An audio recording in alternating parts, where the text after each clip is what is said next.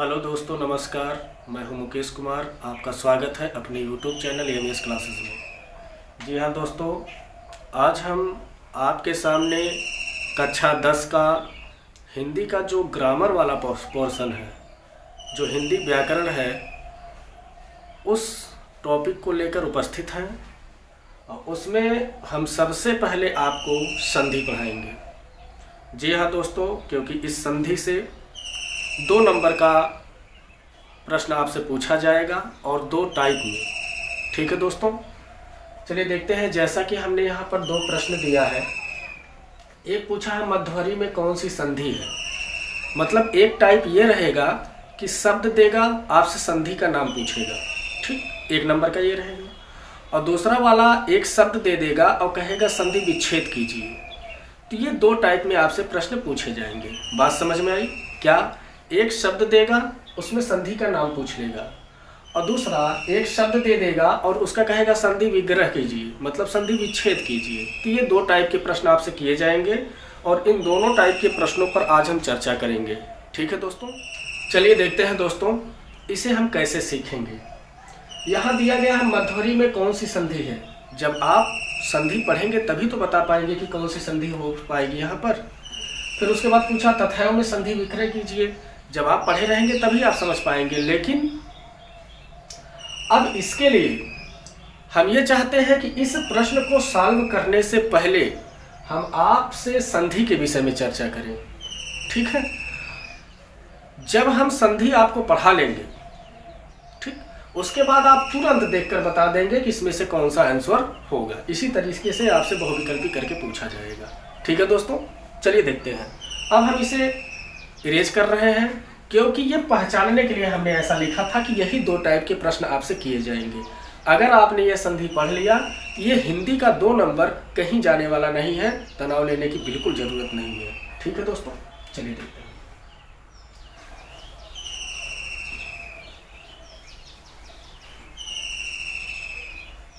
अब संधि विच्छेद करने के लिए, संधि पहचानने के लिए, देखिए जो संधि विच्छेद करना है उसके लिए पहले आपको स्वर पढ़ना पड़ेगा।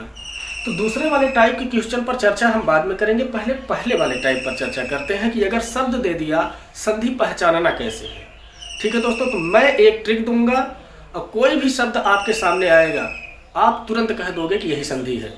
ठीक, बस 2 मिनट का समय दीजिए आप। लेकिन उसको पढ़ाने से पहले हम पहले संधि की परिभाषा पर चर्चा करेंगे, क्योंकि दोस्तों केवल थोड़ा सा पढ़ना ठीक नहीं है। कम से कम ये जानना जरूरी है कि संधि किसे कहते हैं, संधि के क्या भाग हैं, कितने प्रकार हैं, कैसे क्या होता है। तो चलिए हम चर्चा करते हैं संधि पर।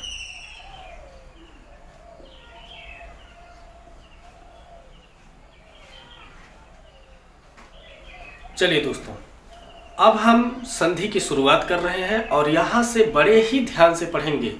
यदि आप वीडियो को पूरा देख लेते हैं तो ये पूरा यकीन करके चलिएगा कि कक्षा 10 के बोर्ड एग्जाम में, ठीक, ये 2 नंबर आपसे छूटने वाले नहीं हैं। हम तो ऐसा ट्रिक देंगे आपको कि आप शब्द देखकर ही तुरंत बता दोगे कि यही संधि है, उसमें कुछ करने की जरूरत नहीं है। ठीक है दोस्तों, चलिए सबसे पहले हम पढ़ेंगे संधि। संधि की परिभाषा क्या होती है, संधि कितने प्रकार का होता है, उन प्रकारों में कक्षा 10 के सिलेबस में कौन सा प्रकार हमें पढ़ना है। चलिए, संधि की परिभाषा होती है कि 2 वर्णों के मेल से जो विकार उत्पन्न होता है उसी को हम संधि कहते हैं। क्या? 2 वर्णों के मेल से जो विकार उत्पन्न होता है उसे हम क्या कहते हैं? संधि कहते हैं। अब ये वर्ण क्या होते हैं? वर्ण का मतलब होता है भाषा की सबसे छोटी इकाई, जिसे हम अक्षर कहते हैं। ये वर्ण हो गया। ठीक, वर्णों के मेल से मतलब अक्षरों के मिलने से जो विकार, विकार का मतलब होता है परिवर्तन। क्या होता है? परिवर्तन। तो 2 वर्णों के मेल से अर्थात 2 अक्षरों के मिलने से जो विकार मतलब जो परिवर्तन होता है वही क्या कहलाता है? संधि कहलाता है। मेरे ख्याल से बात समझ में आ गई होगी। हम लिखेंगे नहीं, आप कॉपी और पेन अपने साथ लेकर बैठिए, क्योंकि लिखेंगे तो वीडियो लंबा हो जाएगा और हम चाहते हैं कि वीडियो लंबा ना हो, चंद समय में आपको पूरा कंटेंट दे दे। आप 2 बार 3 बार देख लो, आपके दिमाग में सेट हो जाए। ठीक है, फिर से एक बार परिभाषा पर चर्चा करेंगे। संधि की परिभाषा होती है दो वर्णों के मेल से जो विकार उत्पन्न होता है उसी को हम संधि कहते हैं। दो वर्णों, वर्ण का मतलब अक्षर, दो अक्षरों के मिलने से जो विकार, विकार का मतलब परिवर्तन, जो परिवर्तन उत्पन्न होता है, अर्थात दो अक्षरों के मिलने से जो परिवर्तन उत्पन्न होता है वही क्या कहलाता है दोस्तों? संधि कहलाता है। क्या कहलाता है? संधि। जैसे आप देखेंगे, जैसे एक शब्द लेते हैं विद्या और धन आलय। क्या? विद्या धन आलय। अब विद्या धन आलय का मतलब क्या होता है? विद्यालय। क्या होता है? विद्यालय। ठीक है दोस्तों, यहां पर आप द्या में देख रहे हो, द्या है और यहां पर क्या है आपका? आ है। ठीक, और इस द्या में आधा द और बड़ा आ जुड़ा हुआ है और फिर यहां पर क्या है आपका? बड़ा आ। तो यहां से हम वर्ण को ले लेंगे, यहां से वर्ण को ले लेंगे। जब आ और आ को जोड़ेंगे तो ये हो जाता है बड़ा आ।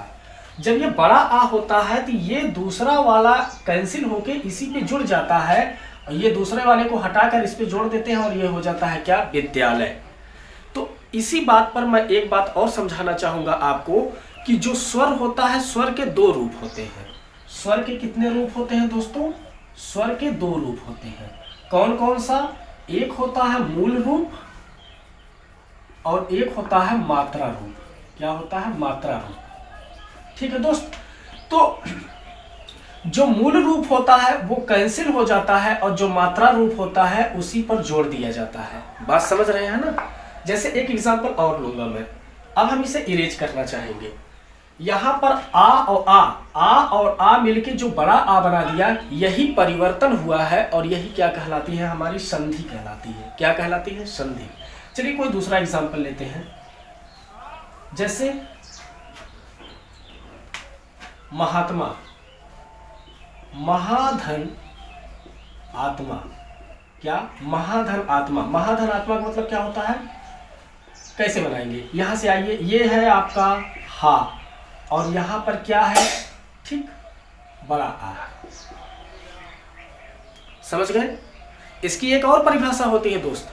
इसकी जो दूसरी परिभाषा, देखिए हम परिभाषाओं में आपको घुमाना नहीं चाहते। संधि का मतलब होता है कि प्रथम शब्द का अंतिम अक्षर और दूसरे शब्द का पहला अक्षर मिलने के बाद जो परिवर्तन होता है वो भी आपकी संधि कहलाती है।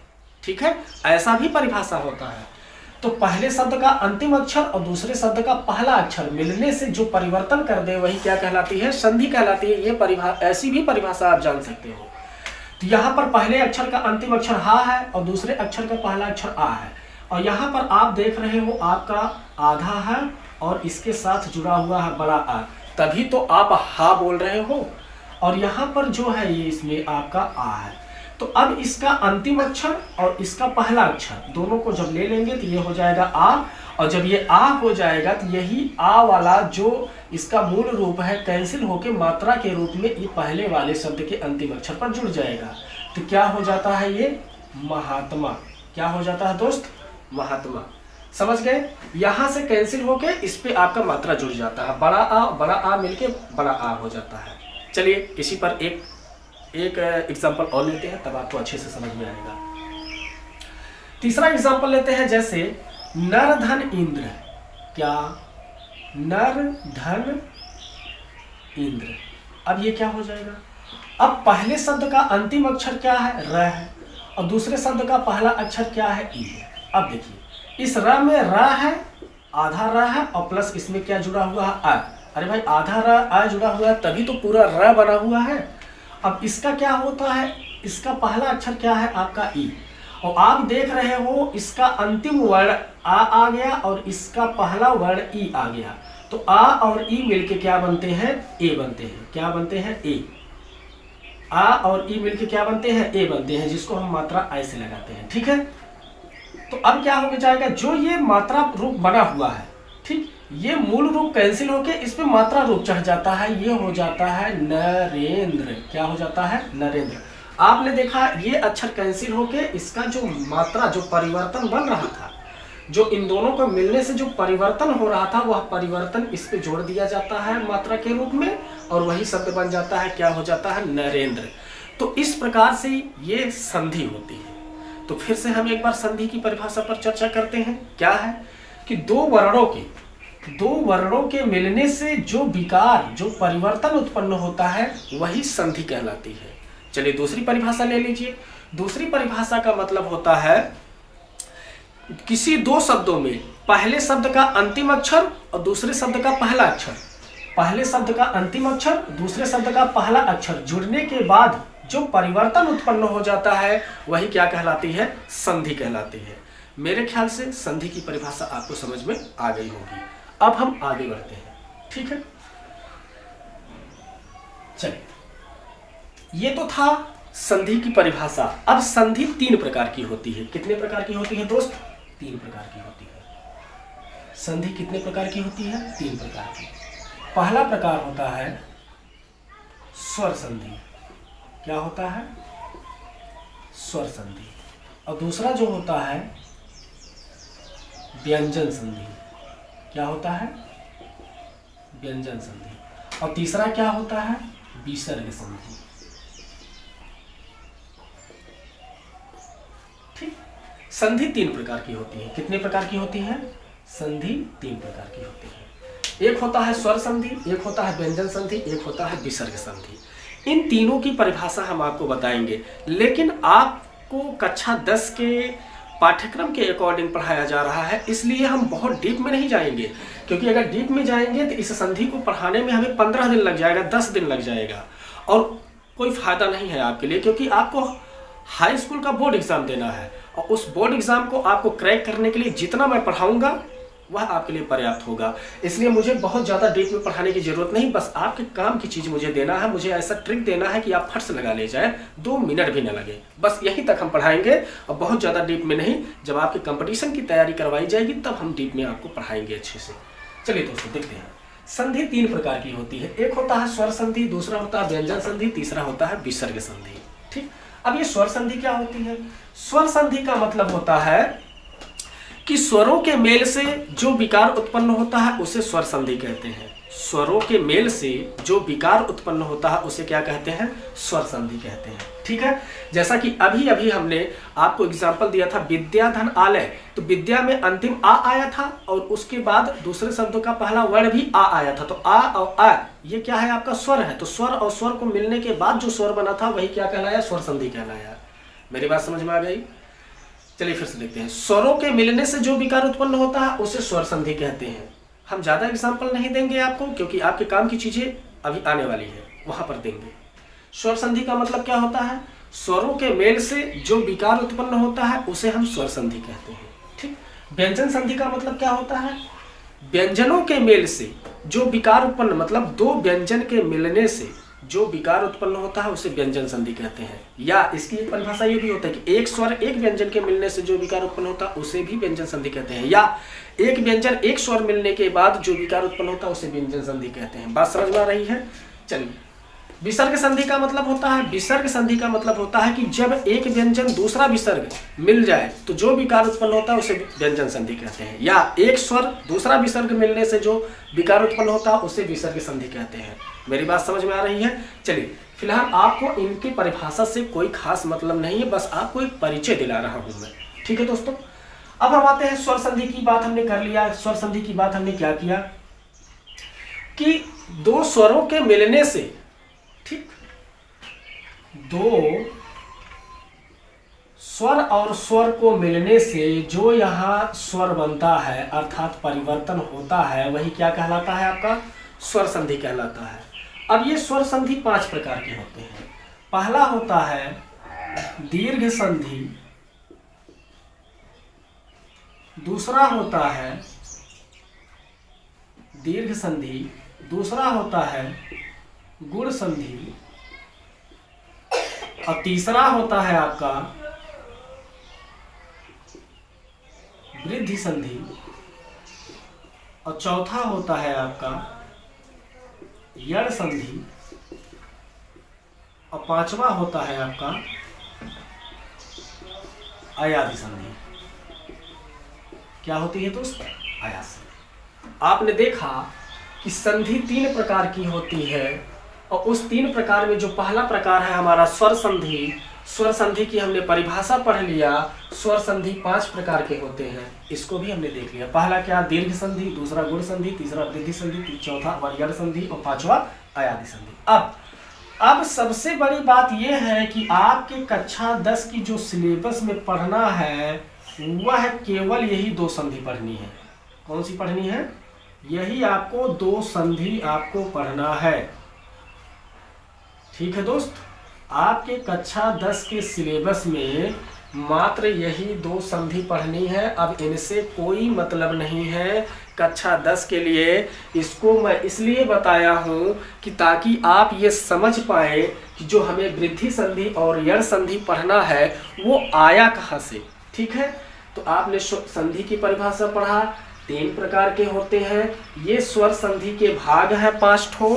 इसी 5 भाग में से केवल और केवल आपको ये 2 भाग पढ़ने हैं। अब मेन टॉपिक आपका यहीं से शुरू होता है।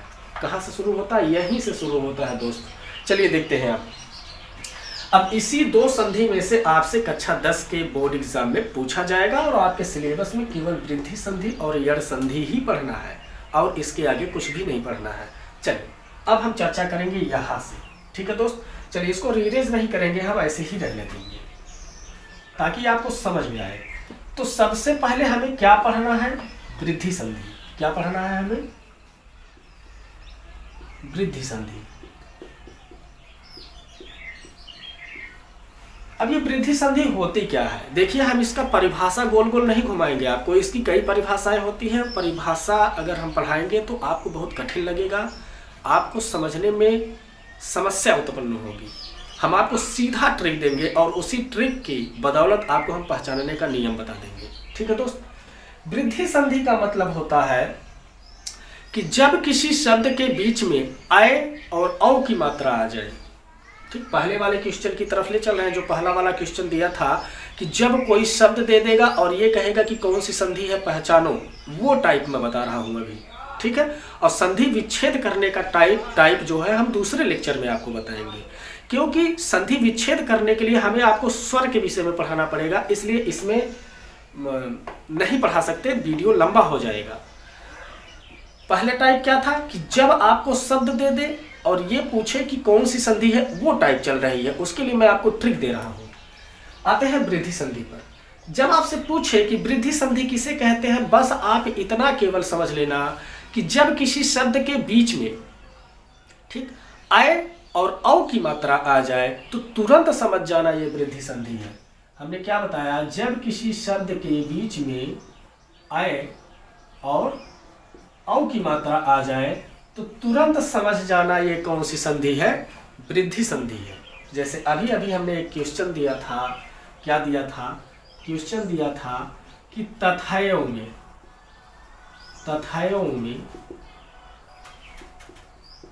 कौन सी संधि है? तथायों में कौन सी संधि है? तो आपका यहाँ एक ऑप्शन था यण संधि, दूसरा ऑप्शन था वृद्धि संधि, तीसरा ऑप्शन आपका था गुण संधि और चौथा कोई भी ऑप्शन ले लीजिए, दीर्घ संधि। ठीक, तो सुनते जाइए। अब तथायों में कौन सी संधि है? हमने अभी अभी आपको बताया कि जब किसी शब्द के बीच में आय और औ की मात्रा आ जाए तो तुरंत समझ जाना वृद्धि संधि है। तो यहाँ पर आप देख रहे हो कि शब्द के बीच में आय की मात्रा आ गई है तो कौन सी संधि बनेगी दोस्त? वृद्धि संधि बनेगी। यही ऐसे ही आपसे प्रश्न पूछा जाएगा। अब बात ये उठती है कि हम पहचानेंगे कैसे? हमने आपको ट्रिक दे दिया, लेकिन अब इसके विषय में हम थोड़ा सा और गहराई से चर्चा कर लेते हैं ताकि आपको दिक्कत का सामना न करना पड़े। आते हैं, बात समझ में आई? ऐसे ही पूछेगा, दे देगा तथायों में कौन सी संधि होती है, तो तथायों में हमने बता दिया आय की मात्रा आया है तो वृद्धि संधि हो जाएगी। और दूसरा प्रश्न दे देते हैं यही,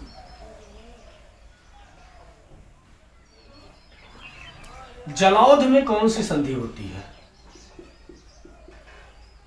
जलौध में संधि बताओ। तो हमने आपसे क्या कहा, जब आय और औ की मात्रा आ जाए तो तुरंत कौन सी संधि होगी, वृद्धि संधि। बस यही याद कर लो दोस्त, जब आय औ की मात्रा आ गई बीच में, आंख बंद करके बता दो वृद्धि संधि है। अब नहीं समझ पाएंगे, हम तो आपको परिभाषा भी नहीं याद करा रहे हैं। बात समझ में आ रही है ना। आय और औ देख लो, तुरंत आंख बंद करके वृद्धि संधि पे लगा दो, ठीक है। और दूसरा एग्जाम्पल देते हैं, ठीक है। जलौध हो गया,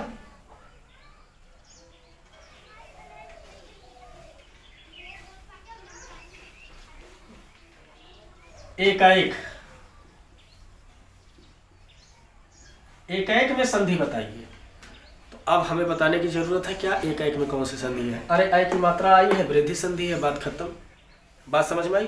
तो चलिए इसके कुछ एग्जाम्पल लेते हैं, आगे बढ़ते हैं। जैसे देखिए, हमने आपको यही बताया था, वृद्धि संधि का मतलब होता है कि जब शब्द के बीच में आय और औ की मात्रा आ जाए तो वही क्या कहलाता है, वृद्धि संधि कहलाता है। ठीक, आपको शब्द देगा और पूछा जाएगा कि बताओ कौन सी संधि है।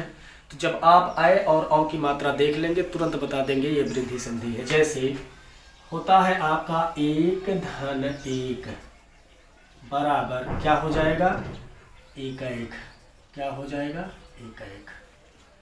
जल धन औध, जल धन औध क्या हो जाएगा, जलौध। ठीक, और क्या हो जाएगा, एकाएक जलौध। और आपका हो जाएगा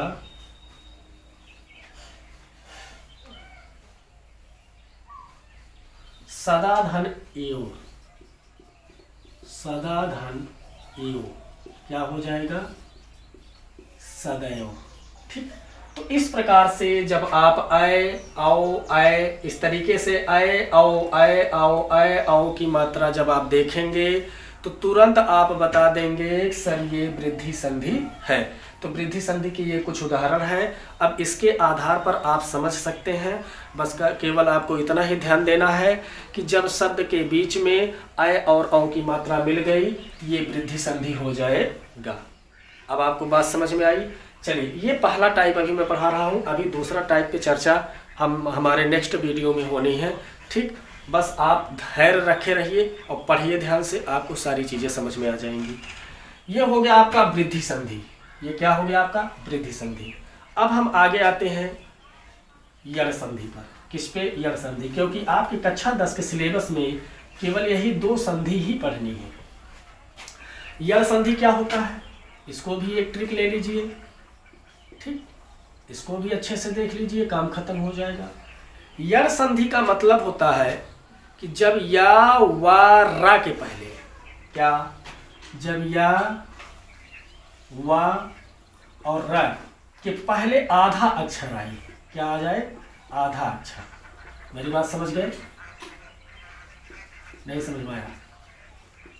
जब या वा या रा, या वा रा के पहले कोई आधा अक्षर आ जाए तो तुरंत समझ जाना कि सर ये यण संधि है। क्या है, यण संधि।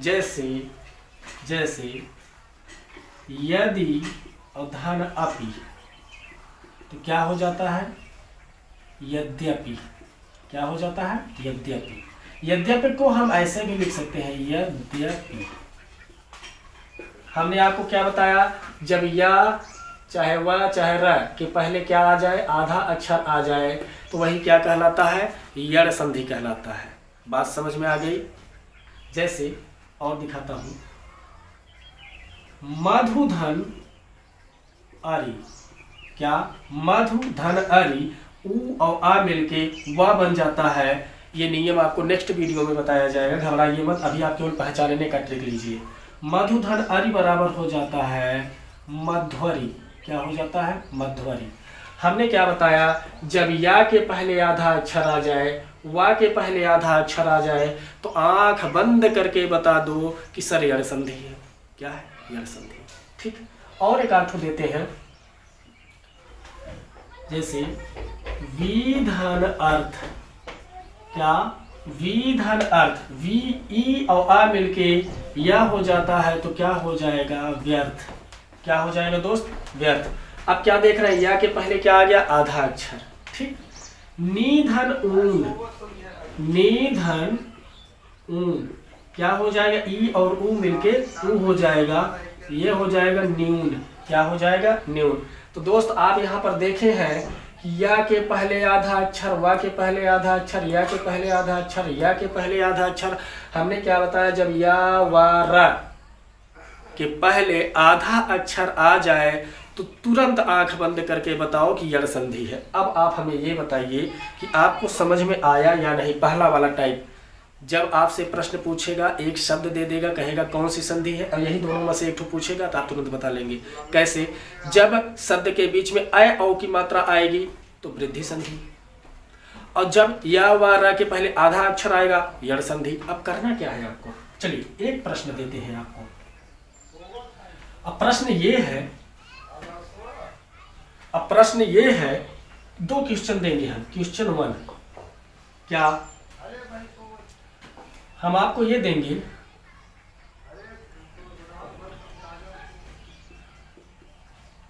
प्रत्येक में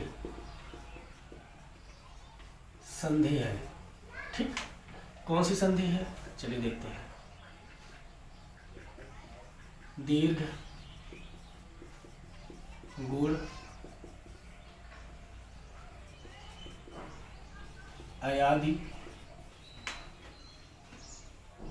यण, ठीक। और दूसरा प्रश्न आपको यहां देंगे, बताइए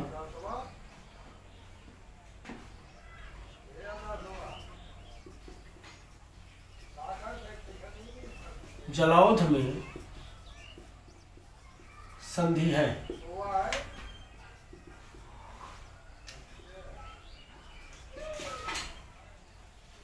वृद्धि, गुण,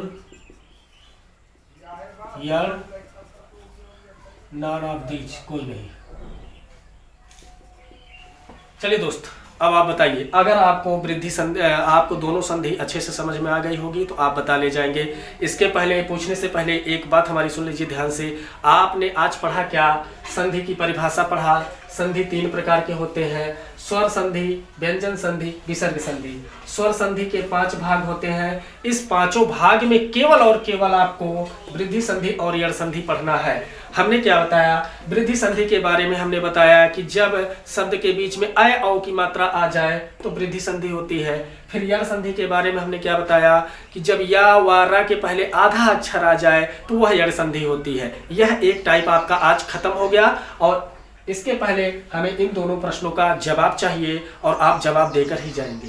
प्रत्येक में कौन सी संधि होगी, यही आपसे पूछा जाएगा। यही नहीं, मतलब इसी टाइप में आपसे पूछा जाएगा कि प्रत्येक में कौन सी संधि होगी। अभी अभी हमने बताया कि जब या व र के पहले आधा अक्षर आ जाए तो कुछ मत सोचो, यण संधि है। दूसरा पूछा जाएगा जलौध में कौन सी संधि है, तो हमने आपको बताया जब शब्द के बीच में अ और औ की मात्रा आ जाएगी तो आपका कौन सा संधि बन जाएगा, वृद्धि संधि बन जाएगी। कौन सा बन जाएगा, वृद्धि संधि बन जाएगी।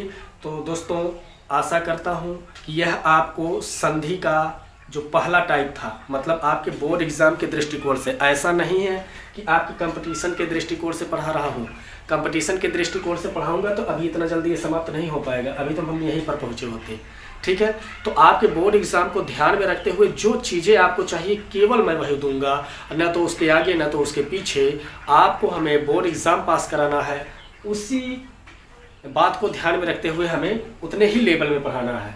तो ये दोनों संधि आपको आज समझ में आ गई होगी। ये टाइप फर्स्ट था जिसमें आपको शब्द दे देगा, इस प्रकार से शब्द दे देगा और पूछेगा बताओ कौन सी संधि है। ठीक, ये पहला टाइप आज खत्म हो गया।